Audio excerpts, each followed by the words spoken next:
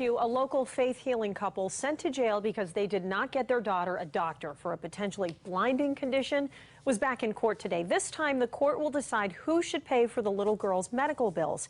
K2's Tom Jensen is live in Oregon City outside the courthouse. Tom, taxpayers could get stuck with this bill? They certainly could, and the attorneys for the defendants here, Tim and Rebecca Weiland, are arguing that they shouldn't have to pay for any of this. And they may have a good case based on existing state laws and previous court rulings. Rebecca Weiland entered the court in chains and handcuffs just a week into her 60-day jail sentence for denying her 18-month-old daughter medical care. At question today, who should pay Elena Weiland's medical bills after the state took custody of her and brought her to the hospital?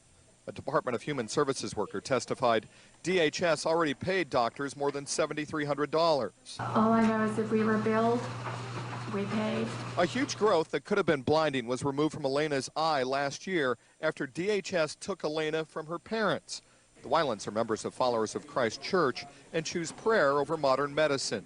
But the couple's attorney argued vaccinations are not required under state law, and the Weilands should not have to pay for immunizations Elena got. Vaccinations are contrary to your religion. Is that correct?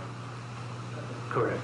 Tim Weiland's attorney also said the couple should not have to pay for Elena's initial visit to a legacy doctor because that doctor was only used to build a criminal case against her parents. He did not do anything to advance the care of Elena Weiland.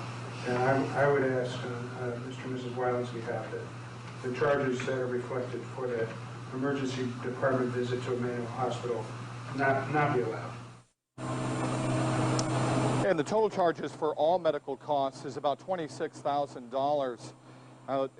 The prosecution says it is unfair for taxpayers to pay this, but the defense also argued that in a previous court ruling, a judge ruled that in these restitution cases, you cannot force defendants to pay restitution unless the amount of the money and the items were brought up during sentencing, and the defense is arguing that that did not happen in this case. The judge will make a ruling in the case in 10 days. We're live in Oregon City. Tom Jensen, K2 News.